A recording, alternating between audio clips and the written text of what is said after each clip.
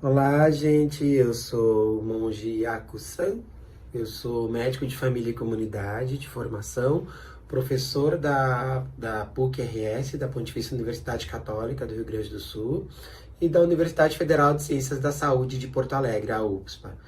Além disso, eu sou monge zen budista, discípulo da monja Koen, e venho falar então para vocês a convite da Liga Acadêmica de Práticas Integrativas e Complementares em Saúde da Universidade Federal de Sergipe, a UFS. Antes de começar a falar, eu venho convidar vocês então para um momento de respiração consciente, que na nossa ordem, eu como monge zen budista, a nossa prática central é o Zazen. Ele é um pouquinho diferente do Mindfulness, que é algo que se estuda muito nas práticas integrativas. Antes de mais nada, eu vou convidar vocês para sentarem do meio para a ponta da cadeira. A gente vai sentar sobre dois ossinhos chamados isquios. A gente sente esses dois ossinhos, né, embaixo do quadril. A gente fez isso, a gente deu uma leve empinadinha no quadril para trás, a gente consegue encaixar a lombar. Então eu fico desencostado da cadeira. A gente vai colocar os pés paralelos ao chão. A gente vai deixar tudo em 90 graus. A articulação do tornozelo, a do joelho, a gente faz esse encaixe do quadril, a gente vai encaixar as escápulas para trás, né, relaxar os ombros. A gente imagina um finíssimo fio de prumo puxando o topo da cabeça. A gente vai colocar as mãos no que a gente chama de mudra cósmico. O mudra cósmico é o seguinte: a gente espalma a mão direita, coloca artelho por artelho na mão esquerda, deixa eles alinhados. A gente vai formar uma elipse com os dedos da mão. A gente vai tocar muito sutilmente, como se tivesse uma finíssima folha de papel de seda entre eles. A gente forma uma elipse. E isso vai descansar no colo, porque eu falei que a gente relaxa os ombros, então isso repousa no colo. O olhar fica a 45 graus, não fixo nada nenhum ponto fixo, eu só baixo o olho, a gente minimiza estímulos. A respiração é uma respiração nasal, abdominal simples. Antes de mais nada, eu posso fazer uma sequência de 3 inspirações e expirações forçadas para relaxar. Então eu inspiro e expiro fazendo um leve ruído.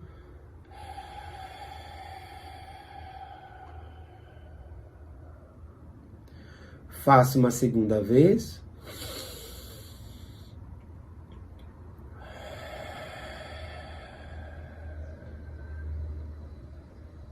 Faço uma terceira vez.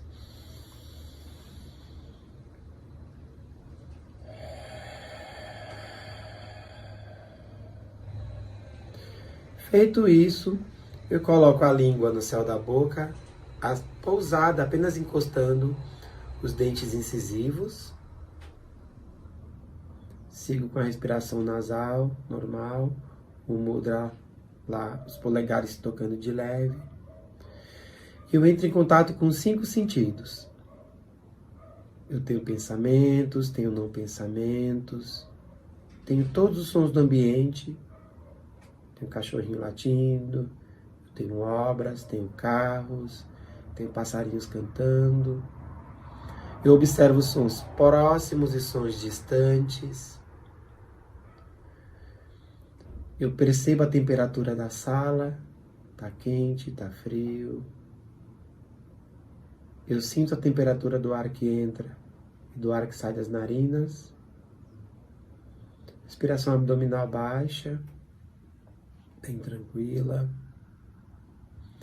Percebo através da pele a textura das roupas que estão em contato com a minha pele. E a temperatura da sala, mais uma vez, com a parte de pele que está exposta. Eu percebo todo o corpo. Percebo cansaço, percebo desconforto. Faço pequenos ajustes. E aí eu tenho os pensamentos. Eu tenho pensamentos, tenho não pensamentos, tenho memórias, tenho emoções, percebo cores, sons. A gente apenas observa, não se apega a isso. A gente não rejeita e a gente não se apega a nenhum pensamento. Essa prática ela é sem apegos e sem aversões. Se eu estiver muito apegado a um determinado pensamento, a um determinado sentimento, eu posso contar as respirações. Eu conto 1, para cada inspiração e expiração eu conto 1. Posso contar 2. Posso contar 3. Até chegar no 10 e voltar a contar o 1. Porque a contagem da respiração ela não é importante, só se a gente estiver muito apegado a um determinado pensamento. Assim a gente fica alguns instantes. E pouco importa os barulhos, o que está acontecendo. No Zen, nas técnicas meditativas em geral, a gente não rejeita nenhum pensamento, a gente não para de pensar. Assim ficamos por alguns instantes, apenas observando e percebendo a própria mente, percebendo o corpo.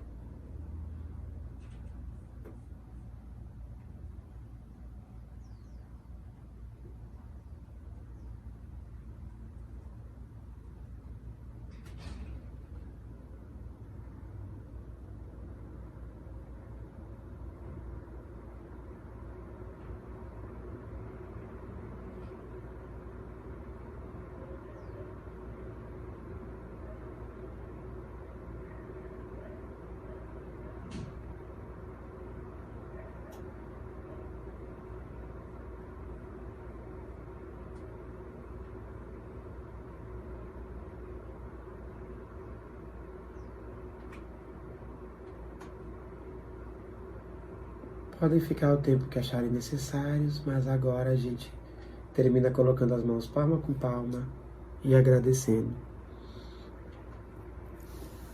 A gente agradece por estar vivo, pelo simples fato de estar vivos, estar vivas. O que acontece é que essa é a prática chamada Zazen, uma prática centrada na nossa ordem. Ela usualmente é feita em 30 minutos. Mas a gente faz em grupo. Fazer sozinha é muito difícil, né? Não é muito fácil, e ainda mais a gente pensando em tempos de pandemia, né? Que a gente tem uma mescla de sentimentos, a gente tem medos, a gente tem anseios, a gente tem irritações, e vários fenômenos vêm acontecendo nessa época. Um deles, um fenômeno que a psicologia já estudou há um tempo em trabalhadores de minas de carvão, é um fenômeno chamado Cabin Fever. Cabin Fever é a febre do confinamento. A gente ficando muito tempo em casa, né, a gente já vai passando aí mais de 60 dias desde o primeiro caso no Brasil. E neste desenrolar, tem pessoas que estão em casa o tempo todo. E nesse estar em casa, surgem reações muito semelhantes à claustrofobia. Então a gente fica irritado, pode ficar entediado, a nossa rotina mudou. A gente teve algumas perdas, né, gente? A gente perdeu milhares de vidas, a gente teve uma perda parcial do direito de ir e vir, a gente teve perdas de afetos, de abraços, de beijos. Então a gente vem sofrendo várias perdas. E como é que eu atravesso com tudo isso? O Zazen é uma maneira, né? Zazen, ele em japonês, né? Nós somos do budismo japonês, eu e a minha professora, a monja Koen. Za é sentar e Zen vem do sânscrito, que é jhana. Jhana é um dos princípios do yoga, né? É um estado de observação profunda e sutil de si mesmo. É diferente do mindfulness. Qual é a diferença? O mindfulness, além de ele ter ser voltado em alguns aspectos para meditação focada, o mindfulness trabalha com um passo antes, que é este estado de atenção, esse estado de alerta, de foco, né, que se chama de dharana no sânscrito. Existem 8 passos, né, no yoga, né, quem pratica yoga tem os 8 aspectos dos Yoga Sutras do Patanjali, e a gente tem o dharana, que é a atenção plena. O dhyana é esse estado mais sutil, porque eu estou integrado com tudo, estou integrado inclusive com corpo-mente. A gente não dicotomiza, né? Tanto que eu estou falando para uma liga de práticas integrativas e complementares em saúde, ou seja, eu dou aula de prática integrativa, por acaso, nas 2 universidades, né? A gente fala sobre evidências científicas e fala sobre a questão humana. Então, é integrativo porque a gente olha o ser humano de uma maneira integral.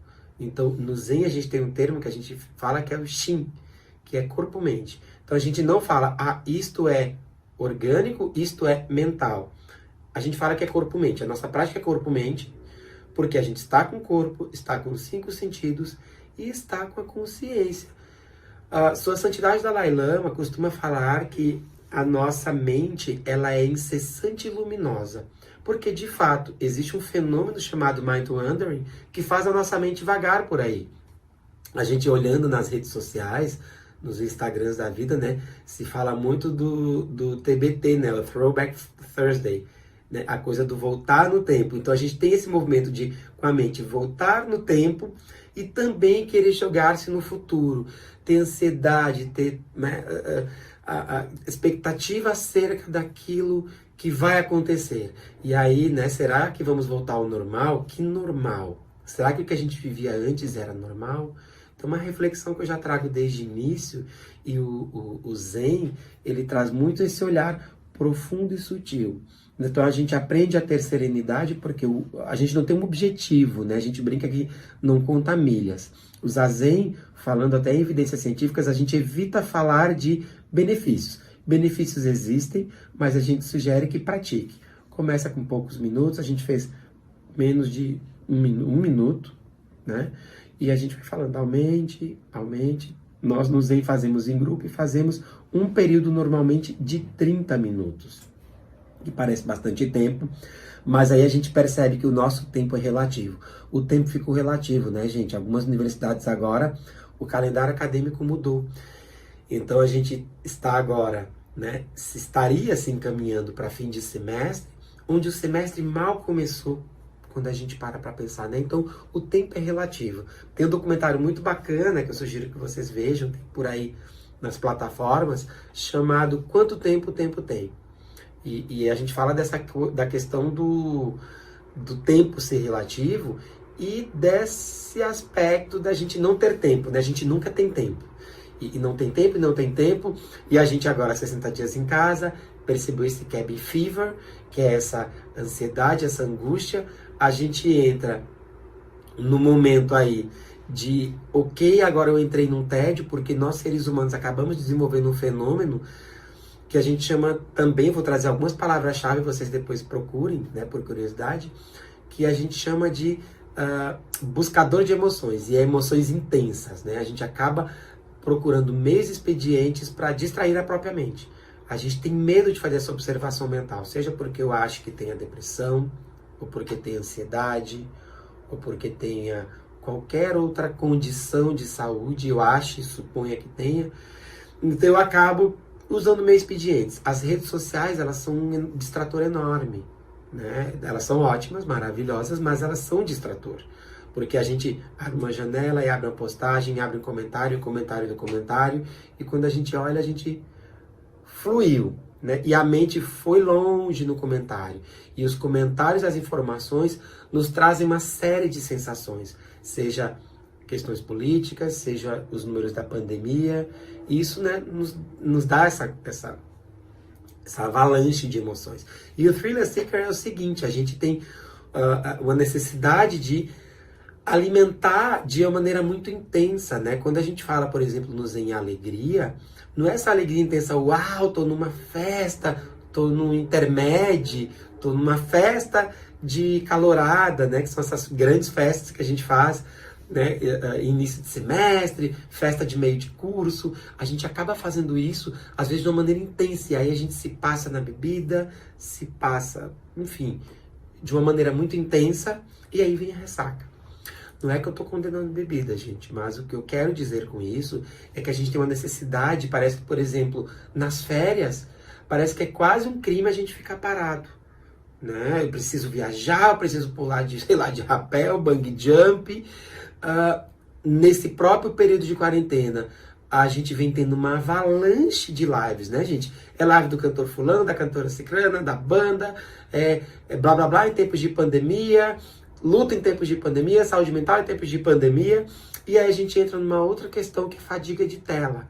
Tudo bem, a gente está usando uma tela para se conectar, e a tela tem um poder de conexão incrível, porque graças à tela é que eu pude me conectar com a Universidade de Sergipe. Graças à tela, eu me comunico com a Monja Coen quase que diariamente, com a minha professora, e a gente estuda, né? A gente vem usando isso para fazer zazen em grupo e para fazer, inclusive, estudos, cursos. Mas aí a gente entra na fadiga da tela, porque é muita live, muita tela. Quando a gente olha, a gente está aqui e o esforço cognitivo, tem estudos que a psicologia vem fazendo, inclusive nessa época, o esforço cognitivo que nós temos que fazer neste período, olhando para uma tela, seja um curso EAD, seja uma aula nos diversos aplicativos, Google Meet, Zoom, Teams e assim por diante, Skype, o que acontece é que o esforço cognitivo ele é muito maior,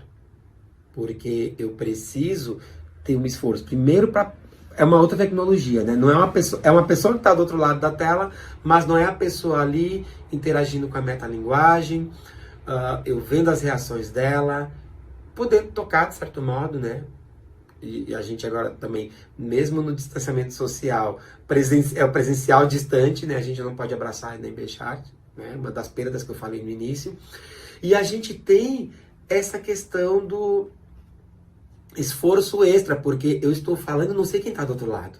Então a gente se esforça muito, seja quando a gente fala querendo ganhar atenção, seja porque às vezes eu tenho que, por exemplo, numa live de Instagram, administrar o chat ou ler os comentários. Então a gente tem muita informação, porque a gente tem a informação, o conteúdo que está sendo passado, a gente tem a pessoa falando, ou as duas pessoas, né? Quando a gente tem lives convidadas, que aí tem uma pessoa em cima ou embaixo, a gente tem o chat com as pessoas interagindo. Então é muita informação, né? As comunicações sociais já fizeram estudos mostrando, né, que a gente absorve até 1 trilhão de informações em 24 horas. É muita informação. Quando a gente vai do canto do pássaro até um outdoor, a uma postagem numa rede social, a um vídeo no YouTube, e aí termos conteúdos novos, isso acaba nos prendendo. E aí a gente se soterra. Então a fadiga do Zoom é algo que vem sendo cada vez mais discutido, né? A fadiga da tela. Porque é muita reunião, é muita coisa acontecendo ao mesmo tempo, e quando a gente olha, a gente gastou todo o nosso esforço mental ali. Então o Zazen, ele é um portal, primeiro para ele nos colocar no lugar de serenidade. Então eu não tenho apego nem aversão. Estamos passando um período difícil, mas eu consigo apreciar e desfrutar essa vida.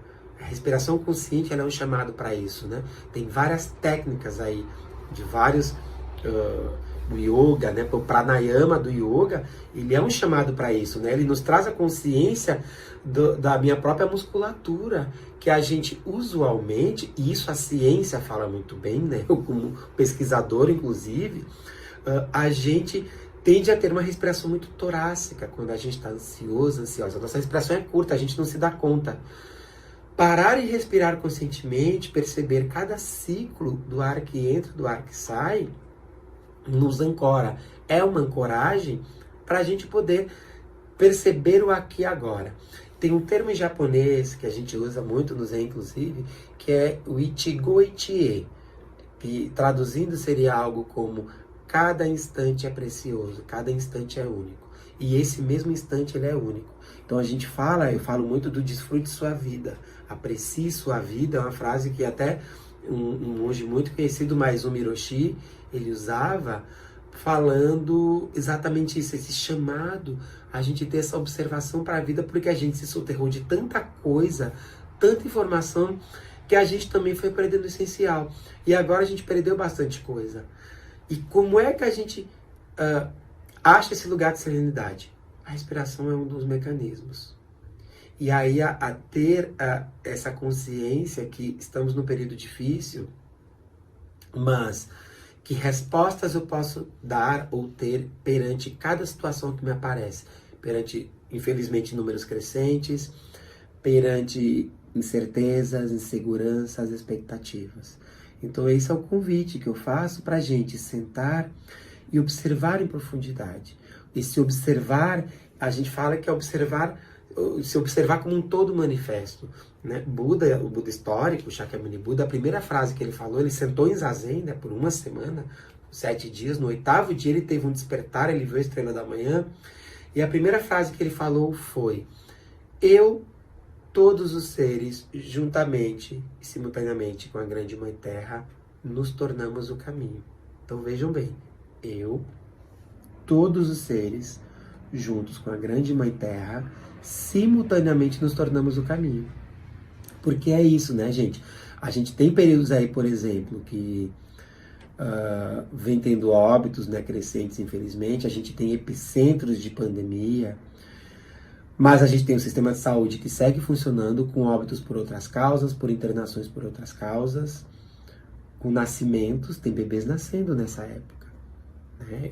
Eu trabalho, até para vocês saberem, né, eu sou médico de família, eu atendo num programa chamado Melhor em Casa, que é um programa de atenção domiciliar. Então, eu atendo pessoas cujas vidas já são a quarentena em si, porque são pessoas acamadas, algumas que tiveram um acidente vascular cerebral e ficaram acamadas com sequelas sem conseguir se movimentar, pessoas amputadas, pessoas em cadeira de rodas, pessoas com doenças terminais, inclusive de câncer. Então, a gente atende essas pessoas e a vida as colocou em quarentena. Então, nesses atendimentos, a gente primeiro percebe como é maravilhoso poder estar vivo, poder andar, poder viver nas condições, ainda que talvez com toda dificuldade. Tem gente que fala, né, de apreciar coisas simples. Eu me lembrando das visitas que eu faço, me lembrando do motorista da minha equipe, ele falando, né, como é fascinante a gente poder conhecer pessoas, conhecer famílias, claro, com todos os cuidados. Nós temos medo, né, que estamos na linha de frente. Mas é interessante porque, por exemplo, esse motorista ele se tornou vovô. Então, nasceu o netinho dele em meio à pandemia. Então, existem alegrias. O cantar de um pássaro, algum livro. Eu vou dar um exemplo de uma coisa que eu sempre faço com algumas pessoas. A gente tem alguns grupos, como certamente vocês, né? Grupo de trabalho, grupo da liga, grupo da pós-graduação, grupos diversos, né? E de vez em quando, para quebrar o gelo daquela avalanche de mensagens, eu gravo um áudio. Claro, áudios muito longos eu guardo para pessoas com quem eu tenho muita intimidade ou para discutir alguma situação. Às vezes eu prefiro até ligar. Mas às vezes eu mando um áudio, faço isso com a minha família. Eu mando um áudio até para dizer assim, ó, eu tô bem, tô vivo, tô aqui, tô com saudade de todo mundo, né? Minha família tá longe, tá aí pertinho, aí tá em Natal, Rio Grande do Norte. Então eu mando áudio até para mudar o estímulo. Então permitam-se isso. Às vezes a gente está com muita hora à tela, então talvez ler seja interessante, seja um outro estímulo. A questão da música, a questão... Tem muitas outras coisas que podem ser feitas, trabalhos manuais, né? Talvez horta, enfim. Então a gente tem essas possibilidades, né? Falando em práticas integrativas, né, tem uma prática integrativa que é muito interessante, que é a antroposofia. A antroposofia, ela estimula várias atividades, né? Desde trabalhos manuais, né? Tem a geoterapia, e tem uma coisa que é fascinante, que são os seminários biográficos, né? A gente trabalha em setênios, né? A nossa vida, o curso de vida, nós temos crises existenciais, né? E perante a pandemia, não se espera, por exemplo, a reação de uma criança de 7 anos ser da mesma forma de um idoso. Né? Idosos são grupos de risco. Crianças, e nós todos e todas, a gente vem lidando com materiais novos aí, né? Máscara, há quem use face shield, né? O escudo facial, o álcool gel que não tinha hábito, o lavar as mãos, o lavar os objetos. Então, a gente teve que reaprender hábitos novos. E também teve que reaprender, inclusive, esses hábitos no falar, nas lives, os professores, as próprias reuniões, né, de graduação, de pós-graduação, as reuniões de família, né, os funerais, eles tiveram que ser redesenhados. Então, como é que eu atravesso esse período? Então, para mim, o Zazen é uma prática central. Eu não sei se o Zazen eu consideraria uma prática integrativa e complementar. É uma prática, né, nós chamamos de prática, mas ele tem um caráter mais filosófico, profundo e sutil. Né? A gente senta, faz, observa, a gente faz, né, em mosteiros, a gente faz com período com frequência. Né? Eu sou médico e monge, no momento o meu mosteiro está fechado, né, o templo ao qual eu sou ligado, então eu sigo trabalhando e fazendo práticas, muitas práticas inclusive online, né, com a minha professora, com a monja Koen, que vem fazendo lives também. A gente tem algumas cerimônias que nós fazemos no Zen, mas a gente senta em Zazen. E esse sentar em Zazen, ele nos dá um estado de serenidade, ele nos dá 2 elementos importantes, que é sabedoria e compaixão. Né? A sabedoria significa literalmente eu ter uma resposta adequada. Tem um mestre Zen chamado Yunmen, que ele dizia que o ensinamento da vida toda de um Buda é uma resposta adequada. E às vezes o próprio silêncio em si é uma resposta adequada. Quem trabalha aqui com pacientes nas mais diversas situações, pacientes em situação de luto, né? Luto, eu trabalho, faço pesquisa em luto e escrevo, produzo acerca do luto. Às vezes o silêncio, a gente fala que o silêncio ele é de elaboração e o silêncio também pode ser terapêutico.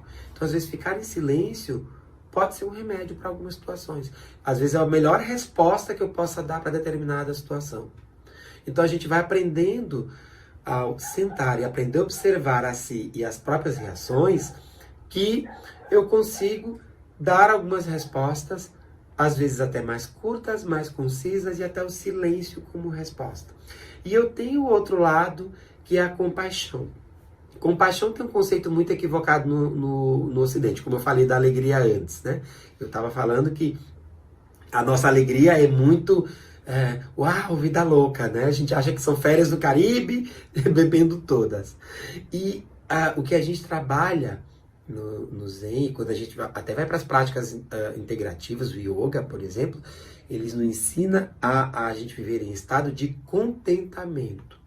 Então, a gente foge desse conceito de alegria da maneira como a gente trabalha, a gente se alegra, claro, mas a gente trabalha com o conceito de contentamento, que talvez seja mais interessante.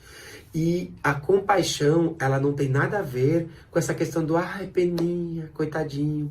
A gente viu aí muitas ações de solidariedade, mas nem sempre solidariedade ela implica em compaixão. Por quê? Qual é o conceito de compaixão, o conceito acadêmico? É bacana estudar isso, porque a psicologia estuda isso de maneira muito maravilhosa, né? Compaixão literalmente significa, ela é um passinho extra além da empatia, né? Empatia, eu me coloco no lugar do outro. E a compaixão, eu realmente entendo o sofrimento do outro e eu faço uma ação para minimizar o sofrimento do outro. Inclusive, é um dos elementos que a gente trabalha no Zen, né? No Zen a gente fala muito em sofrimento, né? Porque a primeira verdade que o Buda ensinou, ele fala, sofrimento existe. Em sânscrito é uma palavra que se chama dukkha, né? Que a gente traduziria como insatisfação. Nós vivemos dukkha, né? O nascimento de uma criança em si implica em dukkha. A criança tem que expandir o pulmão. A mãe, a gestante, a parturiente, ela faz força. E se é cesárea, tem procedimento cirúrgico ali. E tem toda a recuperação depois. E a criança tem que expandir o pulmão. Então já tem um grande esforço no nascimento para a mãe e para o bebê. E a gente tem os nossos incômodos, insatisfações no dia a dia. O sentar em zen, ele propicia observar isso. Nossa, 30 minutos parado, o nariz coça, o joelho dói, as costas doem, quero comer alguma coisa, quero comer aquele doce. Então a gente entra nisso, né? Então a gente tem tudo isso o tempo inteiro. A gente paga imposto, a gente paga conta, a gente pega fila, a gente, agora em meio à pandemia, tem incômodos extras. Então, como é que eu faço? Primeiro, para observar-se, né? Então, o sentar zen lhe permite isso, eu sentar e me observar, e a compaixão, exatamente, ela eu me observei, né? Então eu giro uma chave para fazer um movimento adequado de maneira a minimizar o sofrimento do outro. Né? Aquilo, quando a gente, mais do que falar, estou à disposição, é falar, né? Que mais eu posso fazer por ti? Né? É uma pergunta que a gente faz em qualquer consulta. A gente, falando de habilidade de comunicação, de qualquer atendimento da área da saúde, é uma pergunta que eu posso fazer. Né? Que mais eu posso fazer por ti? Né? Evita várias coisas. Uma das coisas é o famoso sinal da maçaneta, né? Aquela coisa do paciente que vem te contar uma história, a gente põe a mão na maçaneta e ele faz, doutor, doutora, fulano, cicrano. E aí ele lembra de contar o que de fato ele queria falar. Então, perguntar o que mais eu posso fazer por ti implica isso, e é um ato compassivo. Assim como também, gente, é um ato compassivo cada elemento que a gente faça no dia a dia, mesmo em meio à pandemia.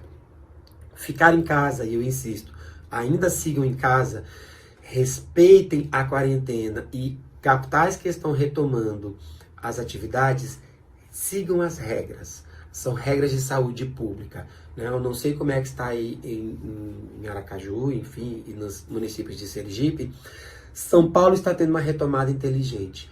Aqui no Sul tem uma retomada prevista agora para junho. Uma retomada aos moldes do que São Paulo vai tentar retomar. Mas o retomar não é se aglomerar. Né? O retomar eu vou respeitar as normas. Encarem isso como um elemento de espiritualidade. Tem uma coisa que eu falo, eu escrevo e falo sobre, é a espiritualidade do cotidiano. Mais do que fazer uma super meditação, a gente sempre acha, né? As pessoas confundem, né? Um monge é a pessoa que vai achar o pote de ouro do outro lado do arco-íris. Gente, não é nada disso. A gente senta para observar, inclusive, as próprias limitações. Então, é muito interessante porque uma pergunta que eu sempre faço é: o que nós fazemos quando o sino toca, quando a missa acaba, quando acabou tudo? Né? Quando acabaram os rituais, o que eu faço? Então, isso é o que eu chamo de espiritualidade do cotidiano. E a gente no Zen preza muito isso, porque para nós, cada ato, ele tem o todo manifesto. Nós somos o todo manifesto. Né? Quando a gente pensa, por exemplo, em algo como uma xícara de chá. Parece uma coisa banal, vou tomar um chá. Só que eu tomando o chá de forma consciente, eu vou ter que pensar que antes eu tive o sol, eu tive a nuvem, eu tive a chuva, eu tive as sementes ou folhas, né, que foram plantadas. Se é, por exemplo, chá verde, então eu tenho a plantinha que cresceu, alguém como eu, como vocês, que colheu, de alguém que tinha dúvidas e medos e anseios em tempos de pandemia, alguém que processou essas folhas, pôs para secar, tratou, torrou, se foi o caso, alguém que embalou, alguém que transportou, alguém que comprou, né?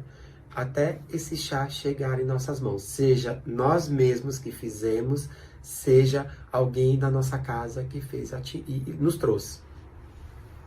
Então a espiritualidade do cotidiano é isso. Cada lavar de mãos, cada usar de máscara é um ato sagrado. E procure encarar assim para poder atravessar. Porque eu falo da espiritualidade do cotidiano porque é isso. A gente pode viver algo sagrado sem ter crença em nenhum Deus, né? Lembre que o conceito acadêmico de espiritualidade é exatamente a busca de respostas, né, que nos satisfaça acerca de questões fundamentais da vida e daquilo que é transcendente, ou seja, daquilo que foge ao nosso controle. Então, mesmo que eu seja, eu sou ateu, materialista, não acredito em nada. Nasci porque causas e condições genéticas me trouxeram do meu pai e da minha mãe, seja porque em algum momento enfim, nasci com essas condições, tive uma educação. E vou morrer e acabou.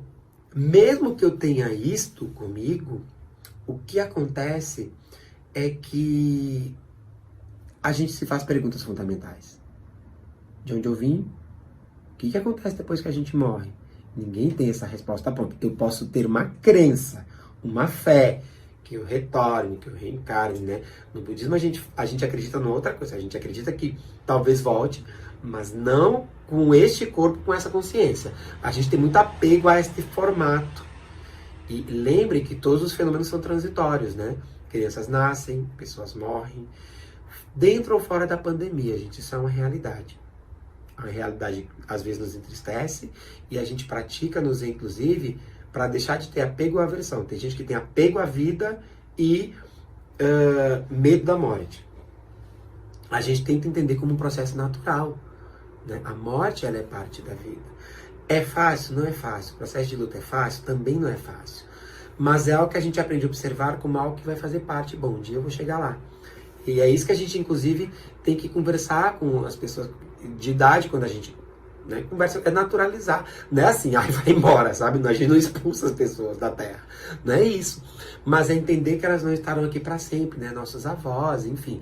Claro, num quadro de pandemia, óbvio que a gente vai protegê-los e as medidas de saúde pública, repito, são medidas de compaixão. Compaixão é isso, é um ato visando minimizar sofrimento. Eu quero evitar mais mortes, eu lavo a mão, eu uso máscara, né, eu passo álcool gel, eu vou tentar aprender as medidas corretas, não só para proteger as pessoas de dentro de casa, mas realmente para pensar nesse todo manifesto que vem acontecendo, pensando na pandemia. Então esse é o conceito de compaixão. Então a gente tentar exercitar essa espiritualidade do cotidiano é um pouco disso. O Zazen, ele é o primeiro portal, né? Eu sento, me observo e sigo adiante, né? Tentando achar um lugar de serenidade e tentando achar a resposta adequada da sabedoria e a ação para minimizar o sofrimento da compaixão. É esse exercício que a gente faz. Então, pensem que o processo meditativo, primeiro, ele não é difícil. Qualquer pessoa pode fazer. Tem vídeo, gente. Vocês acham aí na internet, nas redes, vídeos, né? A minha própria professora Monja Coen, ela tem vídeos dela, né? Colocarem Monja Coen Zazen, vocês acham vídeos dela. Eu mesmo eu ensinei um pouquinho aqui brevemente para vocês. Eu venho fazendo vídeos diários com pequenos ensinamentos, né? São pílulazinhas de coisas que eu aprendi no Zen. Então eu aprendi a exercitar um outro olhar perante a vida, né? Eu aprendi porque, bom, se para Buda fez sentido fazer o que ele fez, tem 92 gerações atrás de mim, né? Eu sou a 92ª, né? Monja Coen, 91ª geração. Então, para trás, para esses todos professores lá atrás, chegando no Buda histórico, fez sentido. Jesus de Nazaré sentou e meditou, né? Então ele sentou, meditou e observou. Inclusive ele observou coisas não muito agradáveis, né? O diabo foi lá e foi tentá-lo, né? E diabo, a palavra vem do latim, né? Significa dois, é aquilo que divide. E a gente vem falando muito em polarização. Polarização de política, polarização da vida, até da ciência. A gente se falou muito da cloroquina, vocês devem ter visto aí de gente que queria defender a cloroquina mesmo sem respaldo científico, e quem queria rebater cientificamente era automaticamente jogado para um lado político. E não é isso. A gente está falando de ciência. Me fizeram uma pergunta essa semana, para vocês terem ideia, acerca da criação do universo. Criação do universo é uma das coisas que Buda chamava de imponderável. Ele não entrava em... ele não se aprofundou nessa questão. Justamente porque é algo que as pessoas têm crenças acerca da criação do universo. Existe, claro, na ciência a teoria do Big Bang.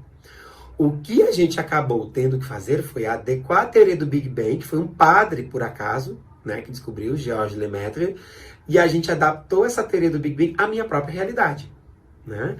Então, é a minha própria crença. Então, se eu sou católico, como é que o Big Bang cabe na história da Bíblia, de Deus ter criado o barro, né, de ter feito o bonequinho de barro e ter feito o homem, e depois a mulher em seguida, né, da maneira como vocês conhecem na Bíblia? De que maneira o Big Bang cabe na cosmogonia hinduísta? A cosmogonia hinduísta fala das milhares de partículas. Então, como é que isso cabe? Então, quando a gente fala em crença, é um pouco isso, né? Mas eu preciso talvez achar esse lugar de sabedoria, que mesmo que eu tenha uma determinada crença, que respostas adequadas eu posso dar e que preceitos éticos eu posso dar também para as pessoas. Isso é que é a espiritualidade do cotidiano, né? Que é isso, mais do que talvez eu ter uma ritualística, é eu usar os princípios do tipo de crença, né? Ou mesmo de referência, né, gente? Buda para nós não é Deus no budismo, até para vocês saberem. Buda é um mestre, ele é alguém que para nós é o grande mestre, ele nos ensinou muito, como Platão, como Sócrates, como Jesus de Nazaré, é um grande mestre, como a Monja Coen, que muitos de vocês conhecem. E tem uma diquinha de filósofo até que eu vou deixar, me lembrei falei de Platão e Sócrates, tem um filósofo que é muito bacana, que eu gosto muito, filósofo coreano, chamado Byung-Chul Han, que é um filósofo coreano, que ele escreveu um livro chamado A Sociedade do Cansaço. E ele fala exatamente dessa overdose de coisas que a gente vem fazendo. A gente é muito a sociedade da performance, das palestras, das lives, né, pensando na pandemia.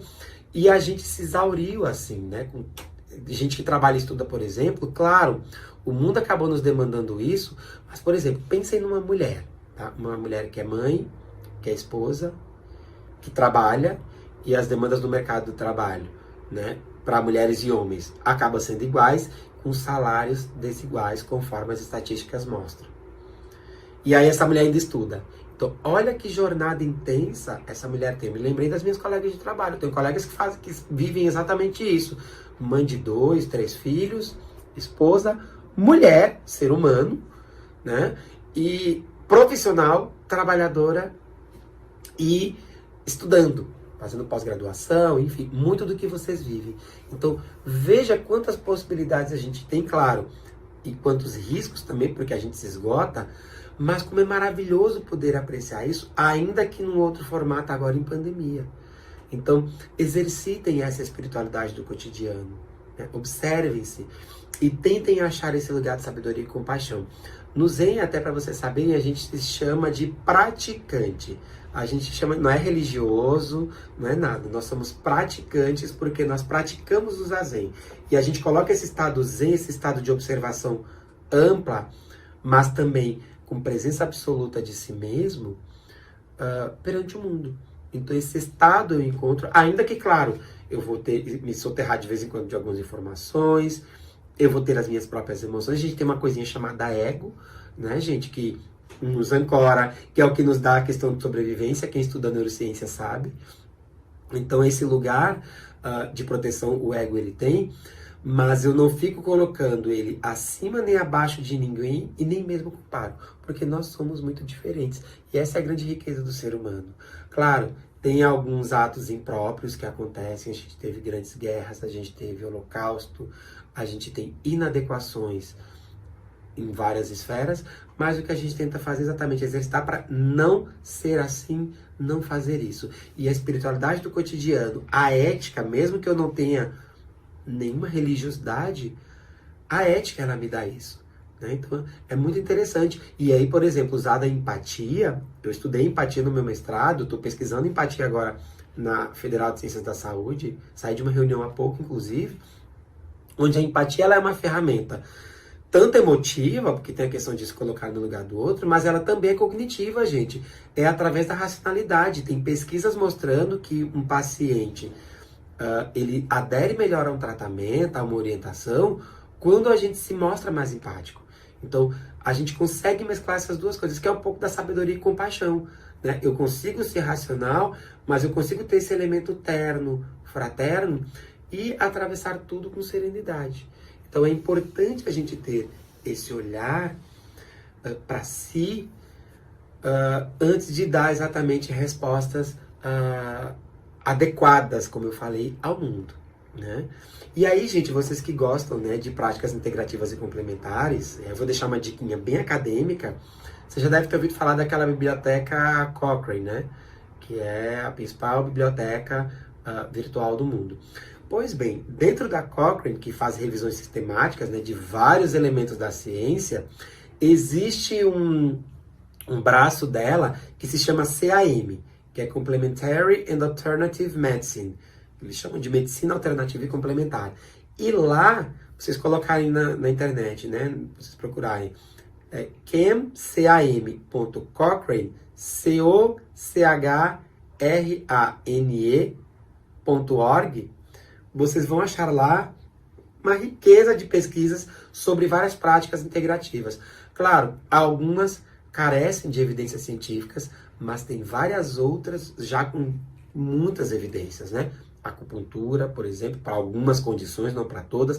Mindfulness, que está super se estudando, mas Mindfulness ele não dá conta desse elemento profundo e sutil que é a apreciação da vida. Mindfulness, inclusive, infelizmente, em algumas situações, ele foi usado de uma forma um tanto quanto distorcida para performance. Assim, vou fazer Mindfulness para trabalhar mais e render mais. E tem uma questão até perigosa, porque o Mindfulness ele carece do elemento ético. Então eu posso usar Mindfulness para fazer algo mal, por exemplo, né? Porque ele tem essa questão cognitiva, mas e essa questão ética profunda e sutil, né? Então esse é o convite que eu faço da gente poder se observar e poder entender quem somos nós, entendermos as nossas limitações e mesmo que a gente esteja triste, que esteja ansioso e óbvio, saiba o momento e a hora correta de buscar ajuda, que a gente possa fazer isso e que a gente possa atravessar esse período com sabedoria e compaixão e que a gente encontre novas formas de se relacionar com meios de produção para que a gente acabe tendo um convívio social logo adiante mais equânime, com relações mais justas e com menos sofrimento no mundo, tá bem? Então, agradeço imensamente a atenção de vocês, aprecio. Fico à disposição. O pessoal da Liga Acadêmica tem o meu contato para dúvidas, para quiserem discutir alguma coisa, para até algum tipo de orientação, seja acadêmica na área da saúde, seja acerca do Zen Budismo, né? Eu sou um monge, ainda em processo de formação como a maioria dos seres humanos, né? Um eterno aluno da monja Koen, acerca dos elementos do Zen, que é hoje em dia minha grande orientadora. Mas aí eu também faço meu papel de professor e oriento, enfim, e caminhamos junto e atravessaremos essa, tá bem? Procurem esse lugar de resiliência, né? Não fiquem só na coisa do good vibes, achando que, que legal, bonitinho, namastê. Não é só isso. Ache esse lugar de serenidade para ter ação correta, terna, com compaixão, minimizando o sofrimento. Mas esse lugar de sabedoria, tá bem? Muito obrigado e a gente fica à disposição. Cuidem-se, fiquem em casa, encarem lavar as mãos e usar máscaras como elementos sagrados. Muito obrigado. Om Gam Ganapataye Namah. Om Gam